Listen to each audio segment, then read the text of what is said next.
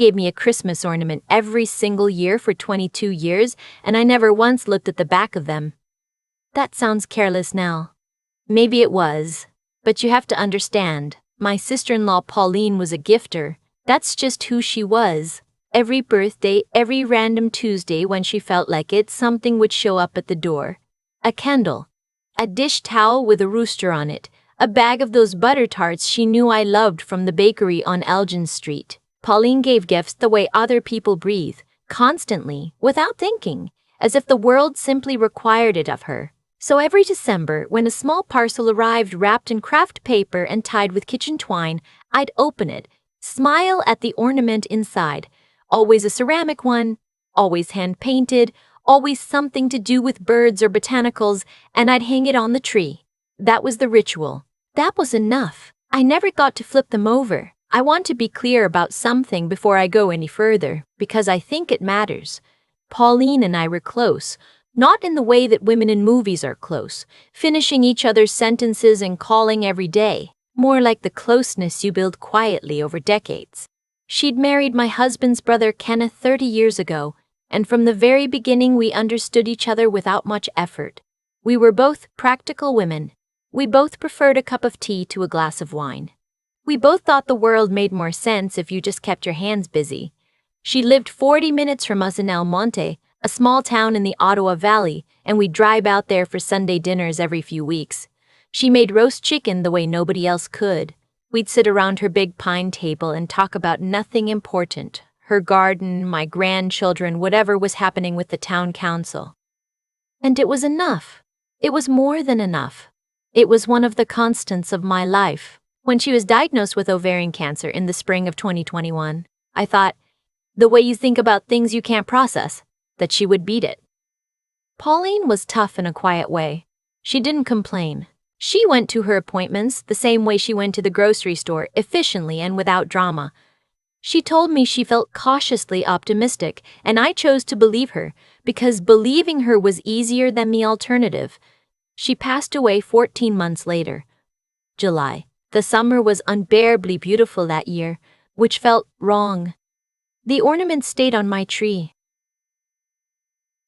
Actually, that's not right. They stayed in the cedar chest in my spare bedroom, in a box I'd made for them years ago out of an old clementine crate. I had 22 of them by then, packed in tissue paper, each one labeled on a little card in my own handwriting with the year.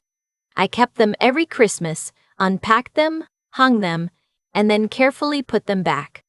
I'd been doing it since the year Kenneth and Pauline got married. The first Christmas after she died, I couldn't do it. I left the cedar chest closed. I put up a smaller tree with just lights and let it stay at that. The second Christmas, my daughter came to stay with her family, and she found the crate while she was looking for extra blankets. She brought it out and set it on the kitchen table and said, "Mom, are these Pauline's? Can we put them up?" And so we did. I sat at the table while my grandchildren carefully unwrapped each one, and that's when it happened. My granddaughter, she's 7. She's curious about everything, picked up one of the ornaments and turned it over in her hands and said, "Grandma, there's writing on the back of this one." I said, "What?" She held it out to me. It was a ceramic cardinal painted red and white from maybe 10 years ago, and on the back, in Pauline's small, neat handwriting in permanent marker, "She's trying, Kenneth. Give her credit." I stared at it for a long time. My daughter said, "Mom, are you okay?" I wasn't sure. I reached into the crate and picked up another one. A blue jay from the year before the cardinal. I turned it over. "He didn't come home until 2 a.m. last night." She didn't say anything. She never says anything. My hands went still. I picked up another.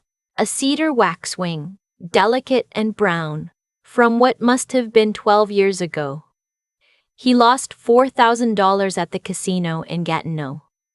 I saw the bank statement myself. She doesn't know. The kitchen was very quiet.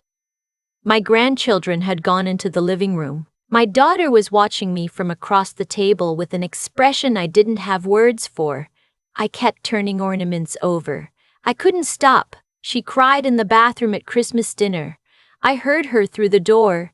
He's been borrowing from his RRSP again. Third time in 4 years. I don't know how to tell her. She asked me today if I thought she was imagining things. I said no. I said no because it was the truth. By the time I'd turned over all 22 of them, my tea had gone cold and there were tears running down my face that I hadn't noticed. I need to back up because I can already hear the question forming. You wondering how I didn't know. You wondering how a woman in her 60s, married for 38 years, living in the same house, sharing a bed and a bank account and the life, how does she not know? That's a fair question. I've asked it myself. I've asked it in the dark at 3 in the morning more times than I can count. Here's what I can tell you.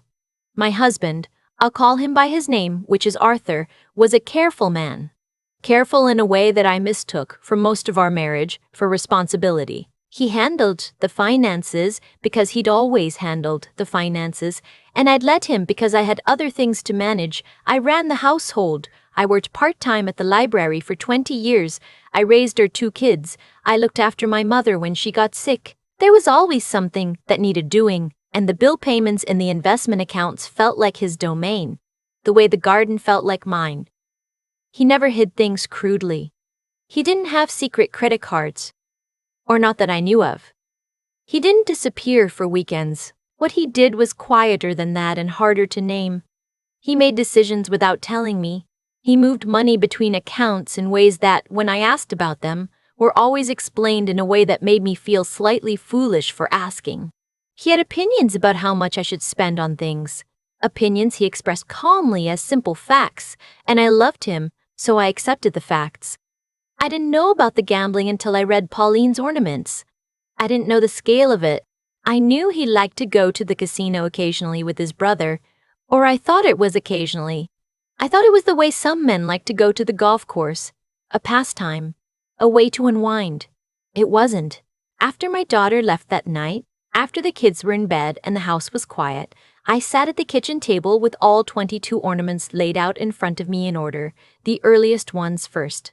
And I read them like a diary that wasn't mine, a record of my own life kept by someone else because she didn't know what else to do. The earliest entries were vague, small observations, a concern here, something she'd noticed. But as the years went on, the notes became more specific, amounts, dates. One of them said, I told him he had to stop. He said he had it under control. She looked so happy at dinner. I couldn't say anything. Pauline knew everything and had said nothing, or rather, she had been saying something, for 22 years, to ceramic birds on the backs of Christmas ornaments, in tiny handwriting, hoping that someday I would find it. I don't think she planned it that way from the start. I think she started writing on them because she needed somewhere to put the weight of what she knew, and she chose objects that she knew I'd keep. And then it became a habit, a record, an accidental archive. The question I keep coming back to is why she didn't just tell me. And the longer I sit with it, the more I think I understand. She loved her husband. She loved mine. She loved me. To say it out loud would have meant choosing, and she couldn't choose. So she wrote it on the backs of things and gave them to me and trusted, maybe, that I'd find it when I was ready, or when I needed to. I was 63 years old, sitting in my kitchen in Ottawa, and I was reading the truth about my marriage in permanent marker on the backs of Christmas ornaments. I didn't sleep that night. The next morning, I called my daughter. She came over, and I showed her everything. We sat together at the same kitchen table, and I watched her face as she read each one. She cried. I didn't, by then. I'd used it all up. She asked me what I wanted to do. I told her I wanted to know the truth. All of it, not from Pauline's notes. They were 22 years of observations from the outside. I needed to see the actual numbers. My daughter is a practical woman. She got that from me, and I got it from my own mother. She said, then we need someone to help us look. She made some calls.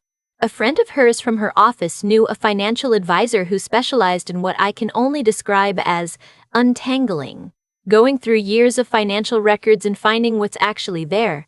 I won't use her real name, but I'll call her by her first initial, which is R. She met with us at a coffee shop on Bank Street on a Tuesday afternoon in December, and she was calm and methodical, and she didn't make me feel foolish, which was what I needed most at that moment. She told me what I'd need: access to joint accounts, tax returns going back several years, pension statements, RRSP records.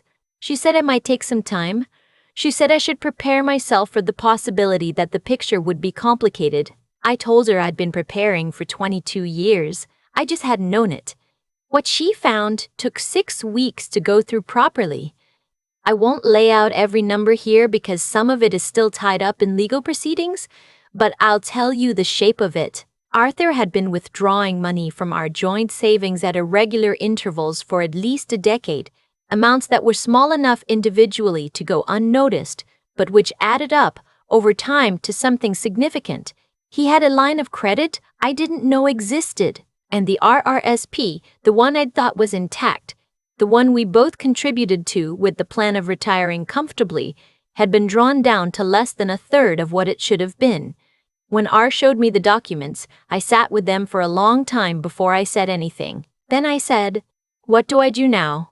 She told me my options. She gave me names: a family lawyer, a financial planner who could help me understand what I was actually entitled to and how to protect what was left.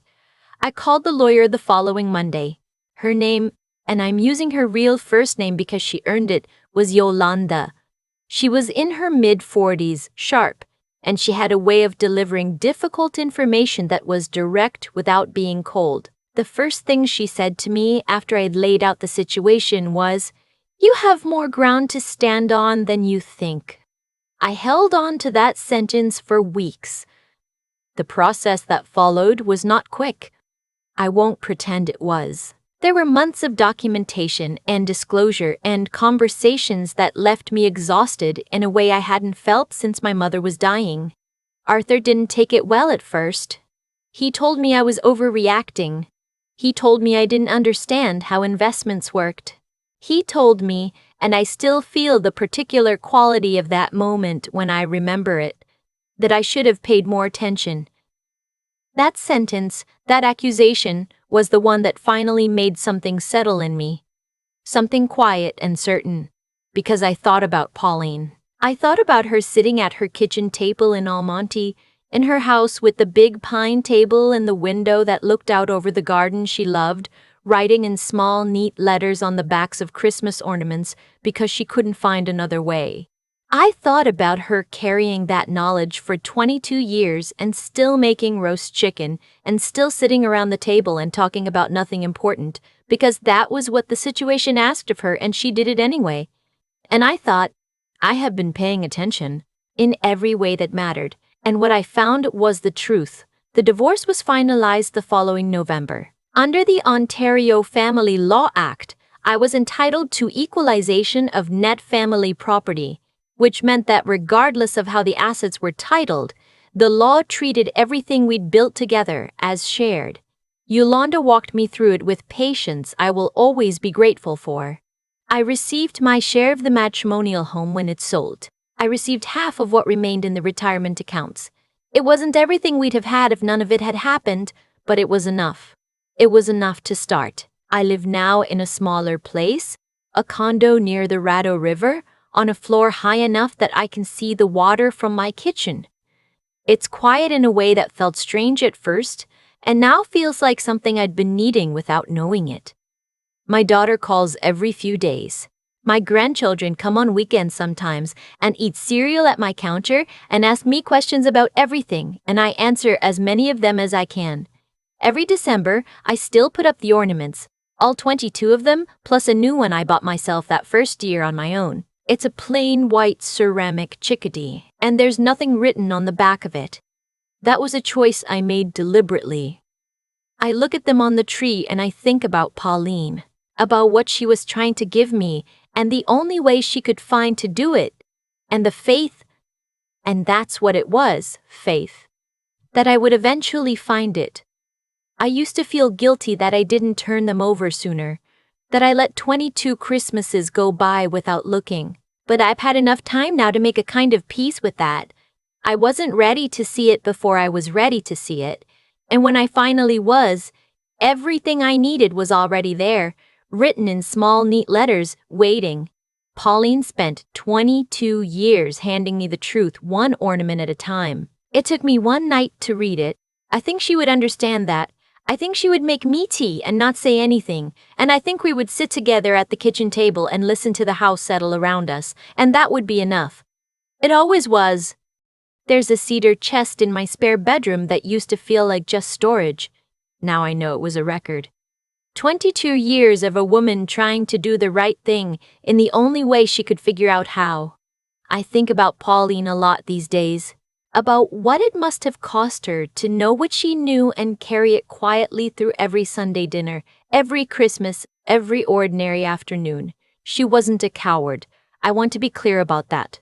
She was someone caught between two kinds of love, and she made the most honest choice available to her, which was to leave the truth somewhere it could be found, and to trust that eventually it would be. That takes a particular kind of integrity. Not the loud kind, the kind that doesn't announce itself or ask for recognition. The kind that just keeps showing up, year after year, writing in small, neat letters on the backs of things, because doing nothing felt worse. Pauline had that. I didn't fully understand it while she was alive. I do now. And Arthur. I've had a lot of time to think about him too, about how a person convinces themselves, over years and decades, that what they're doing is manageable, that it will sort itself out, that nobody needs to know. There's a particular kind of self-deception that doesn't feel like lying because it's directed inward first. He didn't think of himself as someone who is deceiving me. I believe that, actually. He thought of himself as someone handling things. The problem is that handling things in secret, protecting someone from information they had every right to have, that's still a choice. It still has consequences. And the consequences arrived, eventually, the way they always do. What I had to find in myself, and it didn't come quickly, I won't pretend it did, was the willingness to look clearly at something I'd spent a long time not looking at. That's harder than it sounds. There's a kind of comfort in not knowing, and I'd been living inside that comfort without realizing it was a choice I was making. Reading Pauline's notes didn't just tell me the truth about Arthur, it asked me to be honest about my own part in it, not to blame myself. Yolanda was firm about that, and she was right, but to understand that staying present, staying curious about your own life, is something you have to practice. It's something you owe yourself. What I have now, in this quieter life near the river, is something I didn't expect to want at 63. It's clarity. I know what I have. I know what I spent. I know what I spent. I know what I'm building. That knowledge came at a cost I wouldn't have chosen, but I wouldn't give it back. The ornaments are still on my tree every December, all 22 of them. They're not sad to me now, or not only sad, they're proof that someone saw the truth and found a way to pass it along. That patience and care, even when they can't speak directly, leave something behind. I think that's the most any of us can do. Tell the truth in whatever way we're able. Keep showing up. Trust that the person on the other end will find it when they're ready. I found it. That's enough.